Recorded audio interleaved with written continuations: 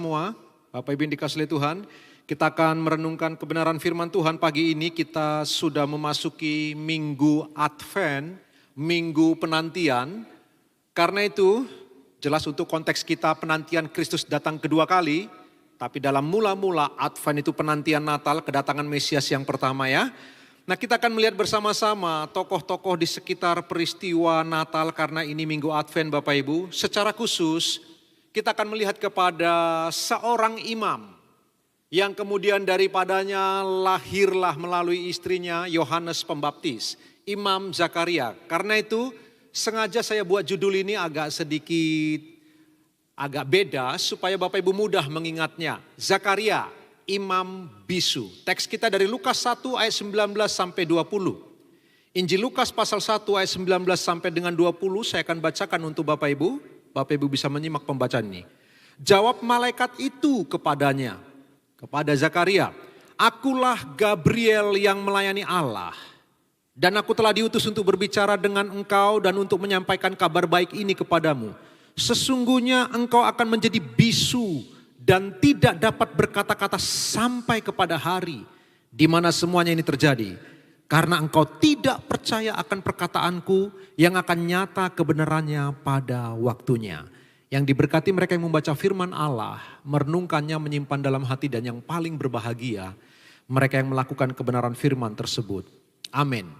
Zakaria, sekurang-kurangnya ada 31 nama dari orang yang berbeda di dalam Alkitab. Nah, teks yang sedang kita dekati Bapak Ibu adalah Zakaria, seorang imam yang sudah cukup uzur bersama dengan istrinya namun belum memiliki anak. Pertama-tama kita coba melihat selayang pandang biografi orang ini. Orang ini Zakaria itu arti namanya adalah Remembrance of Jehovah. Allah yang mengingat. Seperti namanya, demikianlah Allah mengingat dia walau dia sudah lupa mungkin dengan doanya. Namun Allah mengingat Zakaria ini. Dia adalah imam yang saleh. Coba perhatikan Lukas 1 ayat yang ke-6. Lukas mencatat demikian, "Keduanya adalah benar di hadapan Allah dan hidup menurut segala perintah dan ketetapan Tuhan dengan tidak bercacat." Bapak Ibu akan sulit menemukan di Alkitab ada suami istri serentak bersama-sama. Begitu takut akan Allah, memenuhi segala perintah dan ketetapan Tuhan dengan presisi tanpa bercacat. Kita ketemu dengan Henok, seorang yang bergaul dengan Allah sampai diangkat Tuhan hidup-hidup. Tapi kita gak pernah tahu cerita tentang istrinya. Kita ketemu dengan Ayub, saleh, jujur, takut akan Allah, menjauhi kejahatan. Dia punya 4 klaster sekaligus. Tapi kita tahu bagaimana istrinya. Bapak Ibu akan ketemu di Alkitab, ada banyak orang-orang saleh tapi saleh sendirian.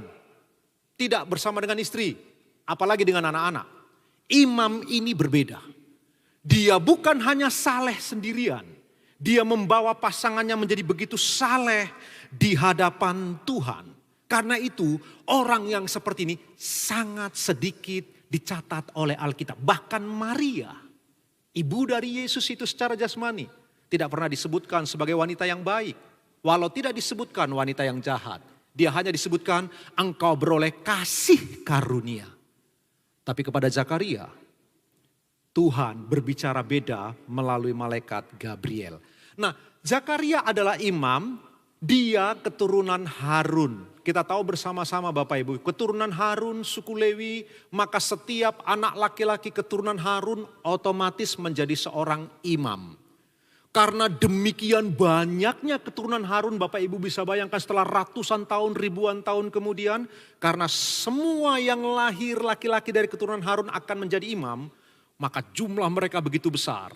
Kitab 1 Tawarik 24 ayat 1 sampai 18 memberitahu Bapak Ibu dan saya, begitu banyaknya para imam ini kemudian dikelompokkan menjadi 24 rombongan. Setiap rombongan diberi nama yang berbeda-beda. Satu rombongan masing-masing terdiri dari 1000-an lebih para imam. Jadi sekurang-kurangnya di zaman Tawarik saja sudah ada 24.000 lebih imam. Di zaman Tuhan Yesus diperkirakan sampai 50.000 lebih para imam ini. Nah, ketika kembali dari pembuangan di Babel, kitab Esra memberitahu tinggal 3 rombongan, tinggal 4 rombongan Bapak. Hanya tinggal 4 rombongan dari 24 rombongan. Kemudian 4 rombongan ini dipecah lagi menjadi 24 rombongan dan diberi nama yang sama seperti 24 rombongan yang awal tadi. Zakaria masuk ke dalam rombongan Abia. Dan menurut kitab Tawarik, rombongan Abia itu yang dicatat oleh Injil Lukas Bapak Ibu. Rombongan Abia adalah rombongan ke-8 dari 24 rombongan itu. Para imam ini melayani di bait Allah Bapak Ibu 2 kali dalam 1 tahun. Setiap kali melayani 1 minggu. Jadi kalau ada 1 tahun mereka total melayani rombongan imam ini adalah 2 minggu. Kalau dipenuhkan durasi mereka. Karena 1 tahun hanya 2 kali, 1 tahun hanya ada 52 minggu, Bapak Ibu bisa bayangkan jumlah para imam puluhan ribu. Jadi ada orang yang terlahir sebagai anak imam, hidup dan besar menjadi imam, sampai mati sebagai imam, tapi gak pernah melayani di bait Allah karena setiap kali orang mau melayani, mereka harus dibuang undi. Dan hari itu yang mendapat undi adalah Zakaria. Sekali lagi, ada orang yang lahir sebagai imam, hidup dan besar sebagai imam, sampai mati sebagai imam, enggak beroleh kesempatan anugerah itu untuk melayani di bait Allah di ruang kudus, membakar ukupan di sana. Dan Zakaria beroleh kasih karunia waktu itu. Para imam ini hanya hari raya Pentakosta, Paskah dan Pondok Daun, di mana seluruh imam akan melayani bersama-sama. Jadi kalau ada 50.000 imam, mereka akan melayani bersama-sama di bait Allah. Sebab di ketiga hari raya ini, seluruh putra Ibrani dimanapun di berbagai tempat di seluruh dunia, mereka wajib pulang. Waktu mereka pulang ke Yerusalem di zaman Tuhan Yesus itu, ada ratusan ribu orang kemungkinan besar yang datang, sehingga kemudian peristiwa kematian Kristus itu menggemparkan dunia. Karena waktu mereka pulang ke daerah mereka masing-masing, mereka cerita tentang Mesias yang tergantung di kayu salib. Karena banyaknya orang-orang itu Bapak Ibu, semua para imam serentak bersama-sama melayani setiap kali 3 hari raya besar ini Bapak Ibu yang dikasihi Tuhan. Itulah Imam Zakaria yang hari itu beroleh anugerah Allah untuk bertemu dengan malaikat Gabriel sementara bertugas di ruang kudus. Istrinya bernama Elisabet. Elisabet ini mandul, bersaudara dengan Maria. Nah, menurut Rabi Yahudi, Bapak Ibu, ada 7 orang yang terkutuk. 7 orang yang terbuang dari hadirat Tuhan. Salah satu dari ke-7 orang itu adalah orang yang tidak kawin, dan kalaupun kawin tidak punya anak. Orang itu adalah orang terkutuk. Jadi di hadapan para rabi, Imam Zakaria dan Elisabet istrinya, perempuan dan laki-laki ini, sepasang anak manusia yang mencintai Allah Yehova, yang mentaati Taurat dengan tak bercacat, tapi dianggap pasangan aib karena tak memiliki keturunan. Coba bayangkan situasi kebatinan dari Imam Zakaria dan Elisabet. Barangkali setiap kali dia melayani di bait Allah itu, Bapak Ibu yang dikasihi oleh Tuhan, ada rasa minder pada dirinya. Ada rasa rendah diri sebab dia nggak punya keturunan. Dan Lukas mencatat bahwa Zakaria itu melayani di Naos. Dalam bahasa Yunani ada 2 kata bait Allah. Yang satu hieron. Hieron itu ruang maha kudus, ruang kudus, pelataran luar, pelataran dalam, seluruh kompleks disebut hieron. Tapi ruang maha kudus, tempat patung-patung kuil itu ditaruh, tempat paling suci, namanya naos dalam bahasa Yunani. Nah Bapak Ibu, kata itu yang digunakan oleh Lukas ketika memberitahu Zakaria masuk ke bait Allah, dia ke naos. Berarti antara ruang maha kudus dengan ruang kudus, di sana ada ukupan, dia siap untuk membakar ukupan. Tiba-tiba malaikat Gabriel datang Dan Zakaria sangat ketakutan. Sebab apa? Perhatikan, sudah 500 tahun tidak pernah ada kunjungan makhluk seperti ini lagi. 500 tahun sepi, Allah tak pernah mengutus malaikatnya untuk datang kepada umat pilihannya. Terakhir kunjungan malaikat Tuhan itu peristiwa Sadrak, Mesak, Abednego. Waktu mereka dicemplungkan ke perapian yang menyala-nyala. Yang mencemplungkan mereka terbakar hangus mati. Tapi Sadrak, Mesak, Abednego berjalan-jalan di dalamnya. Dan ketika Nebukadnezar melihat itu dia kaget. Bukankah 3 yang kita lempar ke dalam? Kenapa sekarang ada 4 di sana? Itulah terakhir sekali Allah mengutus makhluk surgawi yang namanya malaikat datang. Jadi bayangkan sudah 500 tahun, tidak pernah ada kabar. Tiba-tiba hari itu Zakaria di bait Allah dikagetkan dengan peristiwa ini. Saya mau cerita sebentar kepada Bapak Ibu sebagai pemahaman sebelum di ujung dari khotbah ini kita akan terapkan dalam hidup kita. Bapak Ibu, kita tahu setelah Daud mati digantikan Salomo. Setelah Salomo mati, kerajaan itu terpecah menjadi 2. Utara dan selatan. Selatan ibu kotanya Yerusalem, utara ibu kotanya Samaria. 10 suku di kerajaan utara, lalu kemudian 2 suku di kerajaan selatan. Karena di Yerusalem mereka punya bait Allah. Orang Samaria ini yang 10 suku ini, kerajaan utara, nggak boleh ke Yerusalem karena telah kawin campur. Akhirnya mereka buat bait Allah tandingan. Persis di lereng Gunung Gerizim dalam Yohanes pasal yang keempat, dekat sumur Yakub. Di sanalah mereka beribadah. Yang saya mau cerita, di kerajaan selatan, suatu kali ada raja yang namanya Hizkia. Raja Hizkia itu sakit hampir mati, disembuhkan Tuhan, dipanjangkan umurnya 15 tahun, tapi perkataannya kurang ajar. Lebih baik 15 tahun yang lalu dia mati sekalian daripada diperpanjang hidupnya beroleh mujizat tapi perkataannya kurang ajar. Dia nggak peduli dengan kerajaan selatan. Pokoknya nanti kerajaan ini kalaupun mau dibuang, dibinasakan oleh Allah paling tidak bukan pada zamanku. Dia ngomong begitu. Lalu kemudian setelah Hizkia, lahirlah anaknya yang bernama Manasye. Ini raja yang jahatnya luar biasa. Demikian jahatnya sampai Allah nggak bisa move on kemarahannya dari orang ini. Manasye ini salah satu raja yang paling lama bertahta. Baik di kerajaan utara maupun selatan tidak ada selama dia. 51 tahun dia memerintah di kerajaan selatan. Waktu dia memerintah, kerajaan utara sudah musnah. Kerajaan utara dibuang ke Asyur, kerajaan selatan itu dibuang ke Babel. 3 kali dibuang ke Babel. Jadi masing-masing dibuang ke tempatnya. Waktu dibuang ke Asyur, kerajaan utara sudah musnah. Tinggallah kerajaan selatan yang dipimpin oleh raja yang jahat namanya Manasye itu. Memerintah, tinggal satu-satunya kerajaan yang ada di Israel. Setelah dia, lahirlah cucunya yang bernama Yosia. Perhatikan cucunya yang bernama Yosia ini, firman Allah mencatat begini, saya bacakan untuk Bapak Ibu. 2 Raja-Raja 23 ayat 25. Ayat itu berkata begini, 2 Raja-Raja 23 ayat 25. Sebelum dia, siapa itu dia?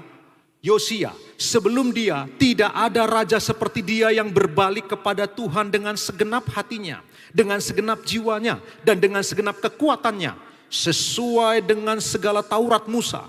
Dan sesudah dia, tidak ada bangkit lagi yang seperti dia. Yosia raja yang terbaik yang pernah dimiliki oleh Israel, lebih dahsyat dalam kerohanian dibanding Daud. Karena Alkitab mengatakan sebelum dia dan sesudah dia, tidak ada orang yang berbalik kepada Allah begitu luar biasa. Yosia, kebangunan rohani luar biasa, dikembalikan peristiwa Paskah, kembali kepada Taurat Tuhan. Pokoknya dibawa Israel untuk sungguh-sungguh takut akan Tuhan. Luar biasa. Tapi tahukah Bapak Ibu, Allah nggak bisa move on amarahnya kepada Manasye. Sekalipun cucunya yang namanya Yosia luar biasa spektakuler di hadapan Tuhan. Tuhan ngomong begini kepada orang Israel. Sekalipun Musa dan Samuel berdoa kepadaku.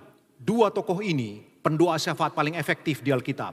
Itu sebabnya Tuhan menyebutkan 2 nama ini.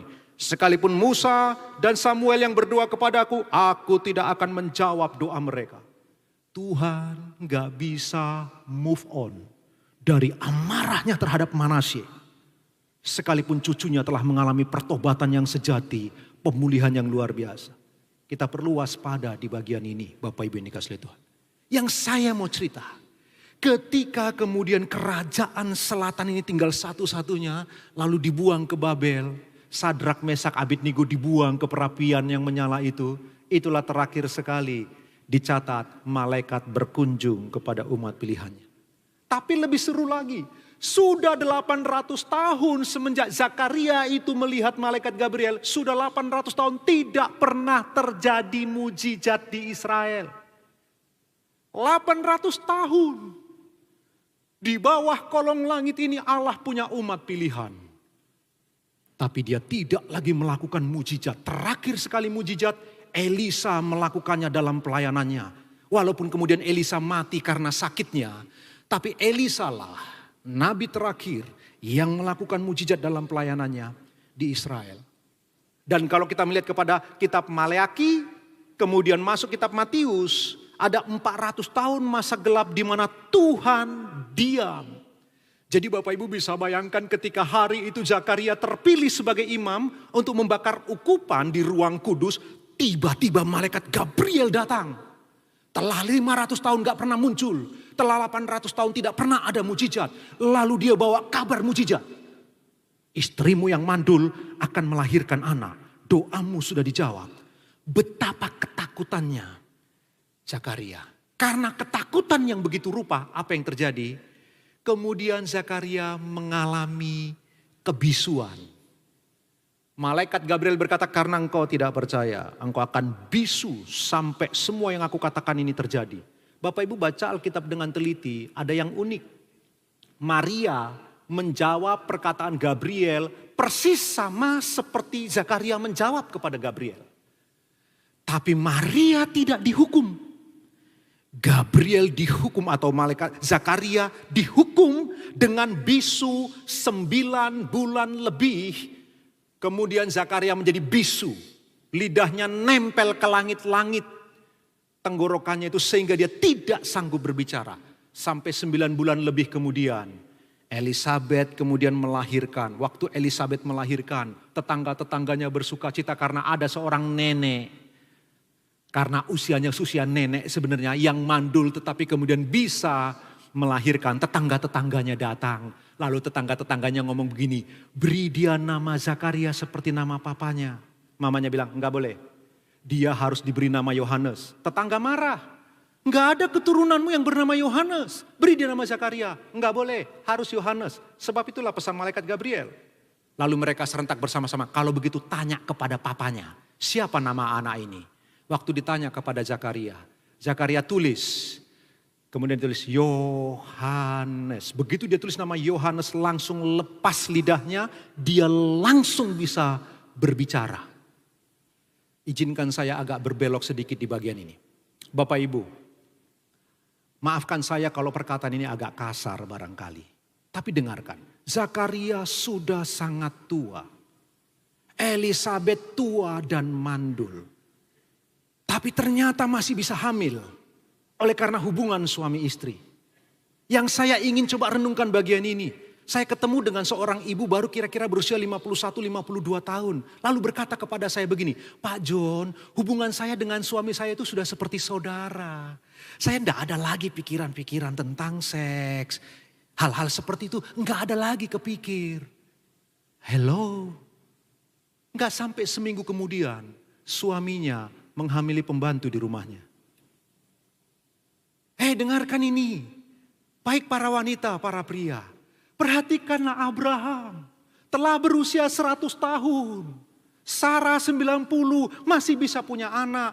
Waktu Sarah mati, Abraham kawin lagi dengan yang namanya Ketura. Melalui Ketura lahir 6 anak laki-laki, lebih dari 2 perempuan.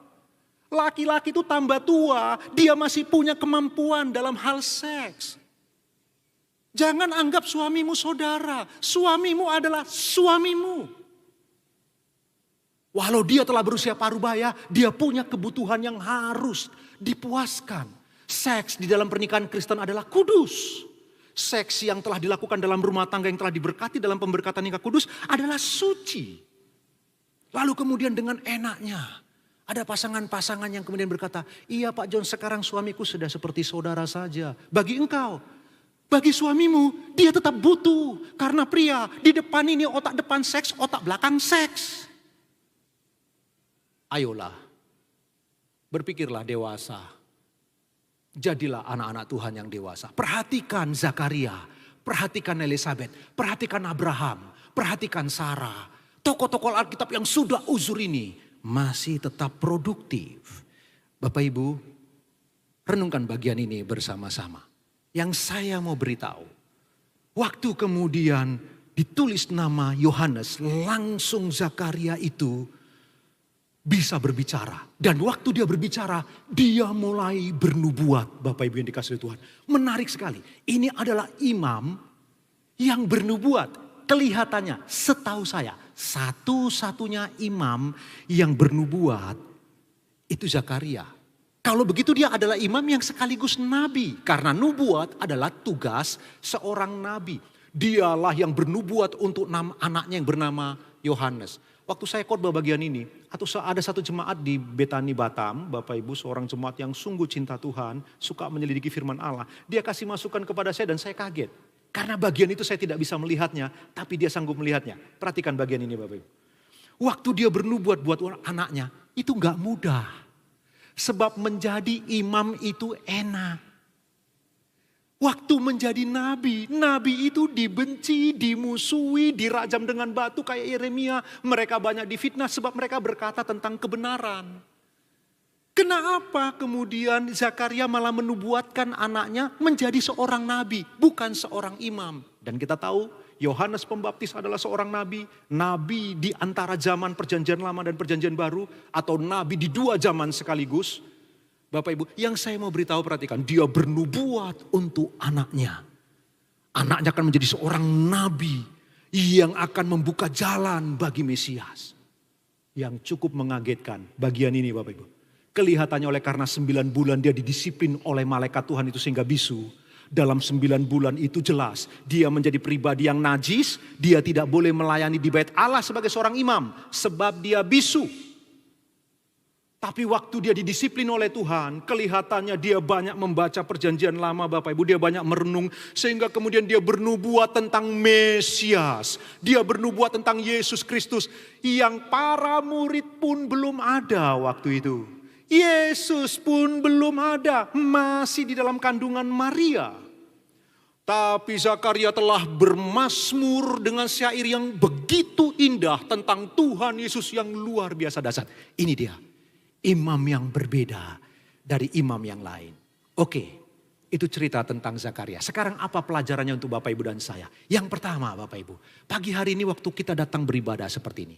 Perhatikanlah, kalau kita melihat kepada suasana peristiwa Natal mula-mula. Maka yang pertama quote and quote Bapak Ibu. Natal itu pestanya kaum sederhana.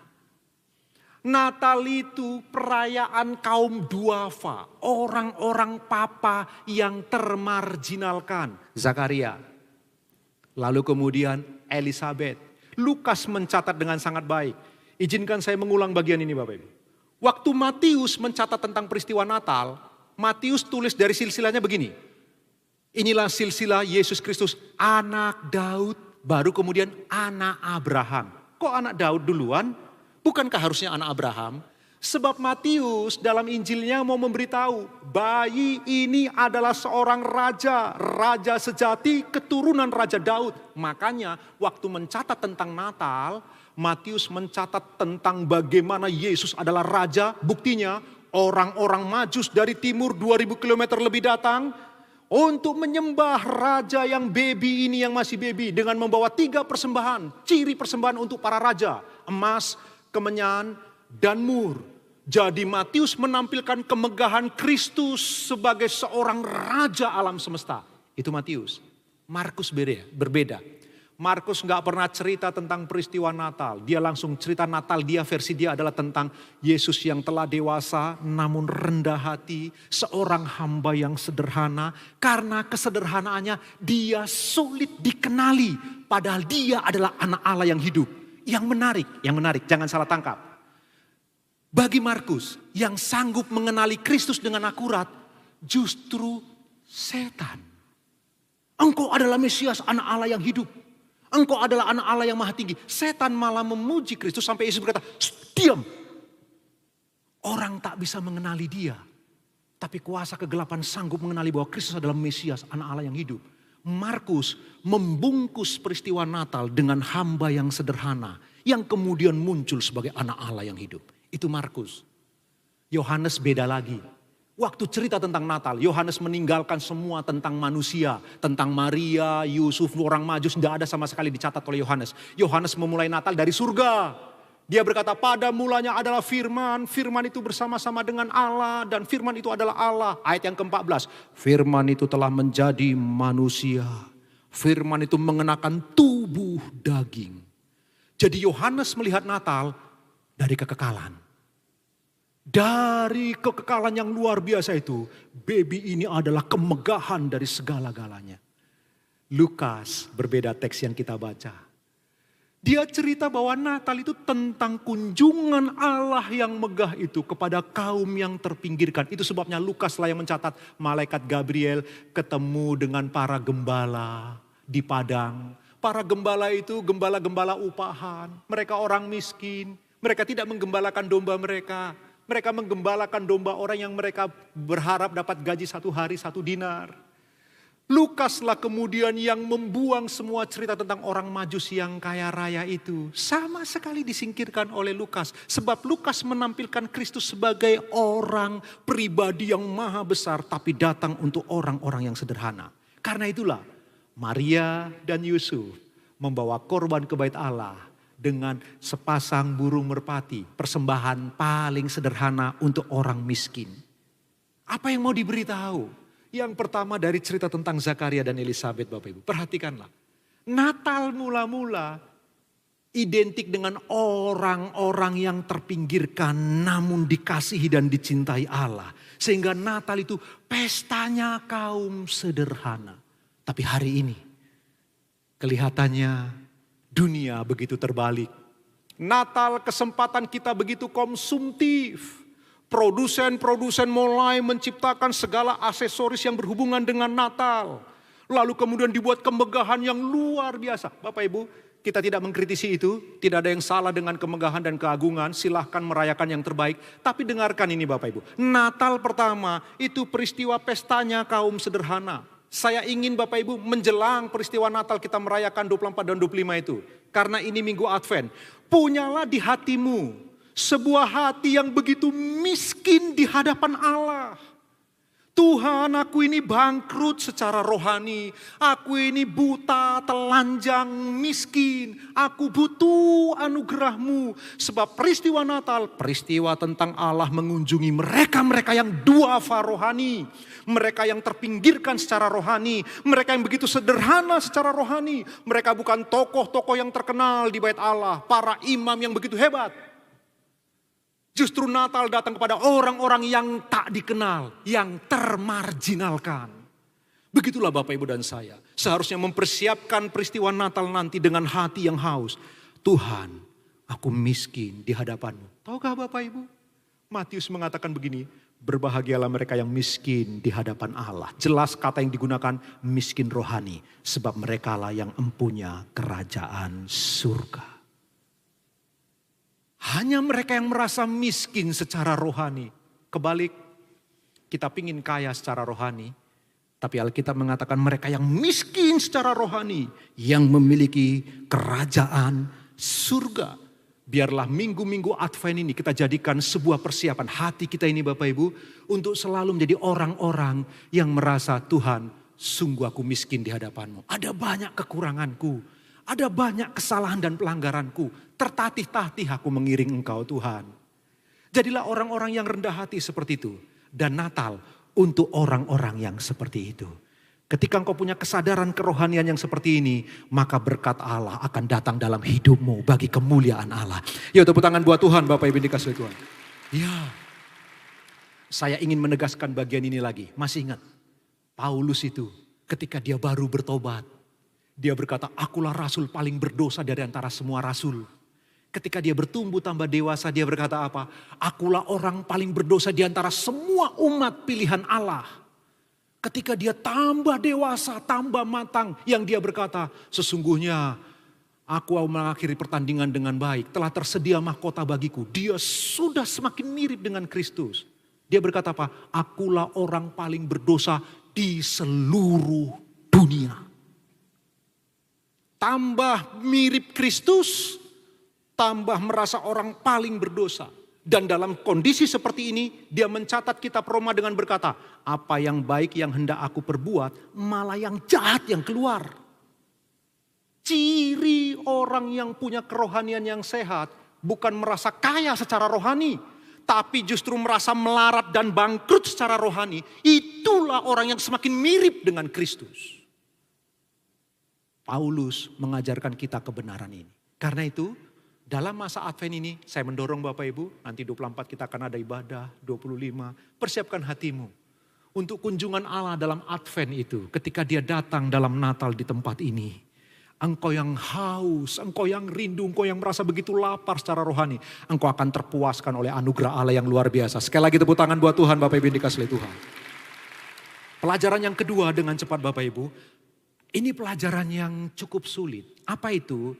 Iman retributif dan iman transretributif. Saya tidak tahu istilah ini ada atau tidak. Saya coba membuatnya Bapak Ibu. Saya berencana mau hak patenkan itu Bapak Ibu. Enggak, hanya guyon saja. Iman retributif, apa itu? Begini, orang perjanjian lama termasuk Zakaria, percaya iman retributif. Kalau aku menabur baik, aku akan menuai baik. Kalau aku berbuat jahat, maka aku akan dijahati. Kalau aku menabur angin, aku akan menuai badai. Itu namanya iman retributif. Kalau aku berbuat baik, Tuhan akan berbuat baik kepadaku. Tetapi waktu kita lihat, di dalam Alkitab, apakah ada iman retributif? Ada, sungguh-sungguh ada. Iman retributif itu ada. Apa yang kau tabur, itu yang kau tuai. Tapi Tuhan gak boleh dikurung dengan teologi kita yang model begini. Kitab yang tertua yang kita punya namanya kitab Ayub. Ayub itu saleh, jujur, takut akan Allah, menjauhi kejahatan. Hidupnya terkutuk. Tuhan Yesus Kristus, manusia sempurna yang pernah hidup, hidupnya terkutuk karena orang yang mati tergantung di kayu salib adalah orang yang terkutuk. Dia terkutuk karena kita. Jadi orang Israel bingung waktu baca kitab Ayub.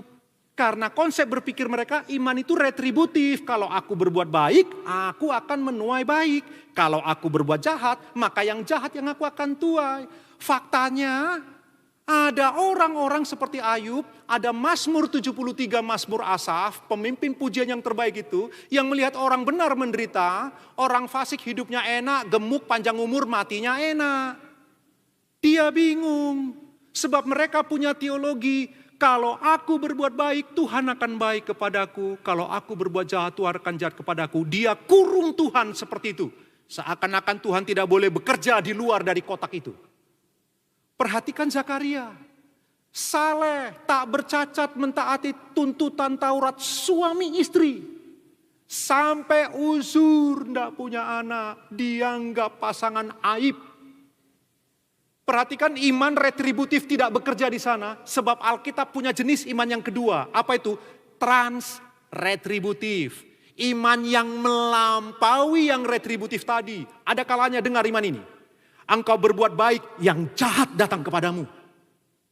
Engkau menabur yang benar, justru engkau dituduh dan difitnah tentang hal-hal yang salah.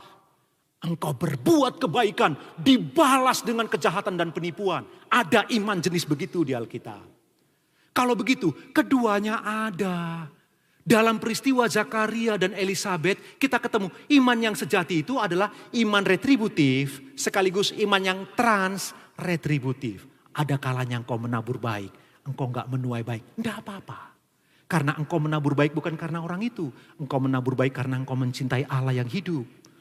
Dan percayalah akhir dari hidupmu akan indah bersama dengan Tuhan. Tapi di dunia yang telah jatuh ke dalam dosa ini, kadang-kadang kau berlaku benar. Tidak yang kebenaran yang kau tuai. Engkau berlaku benar, malah yang salah dituduhkan kepadamu.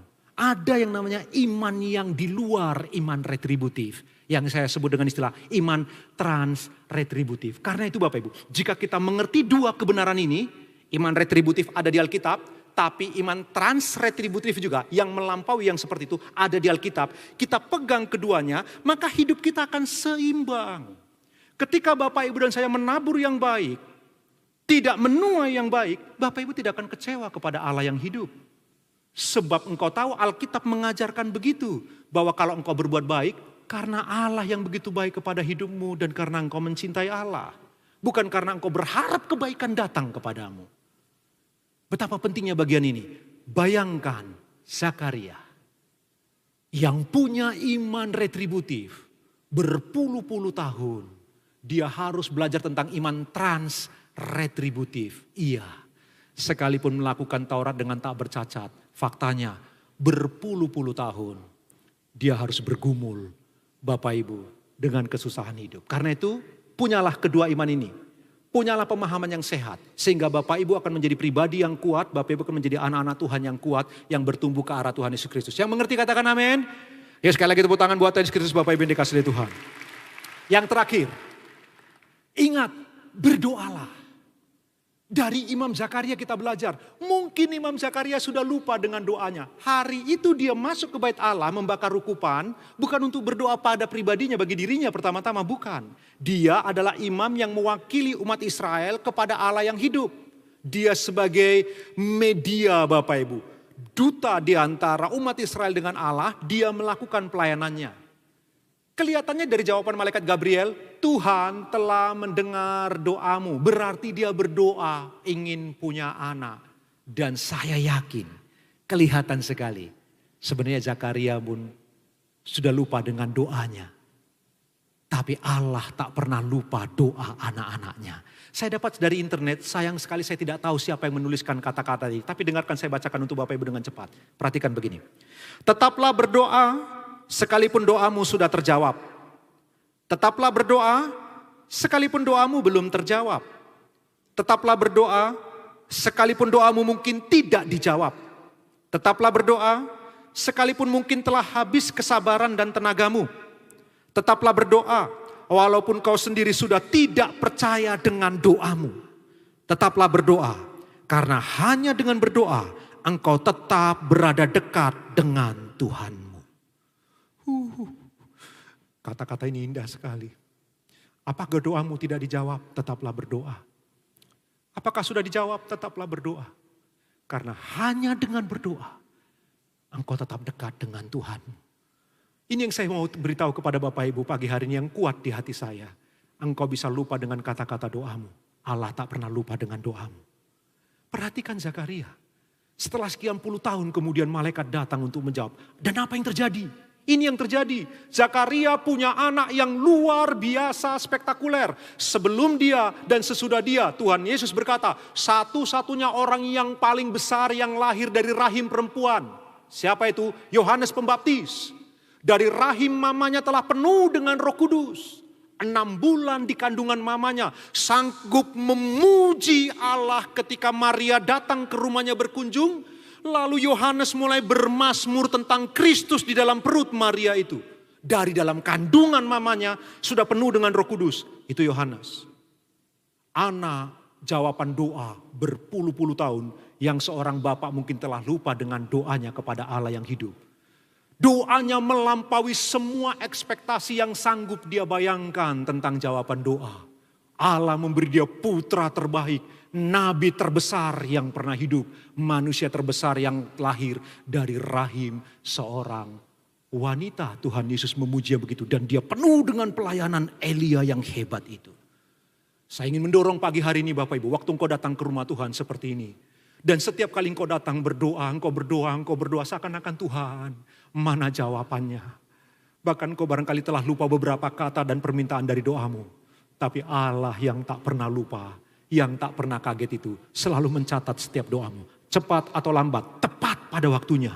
Jawabannya akan melampaui ekspektasimu. Dia sanggup menjawab jauh lebih baik dari apa yang dapat kita doakan. Ayo tepuk tangan buat Tuhan yang luar biasa. Kita bangkit diri bersama-sama Bapak Ibu. Mari kita meresponi firman Tuhan ini pagi hari ini.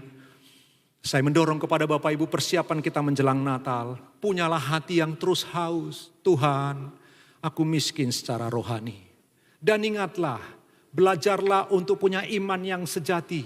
Iman yang bersedia menerima walau tidak diinginkan apa yang kita terima. Dan teruslah berdoa. Sebab dengan doa engkau terus dekat kepada Allahmu yang hidup. Kita naikkan pujian ini kepada Tuhan. Biarlah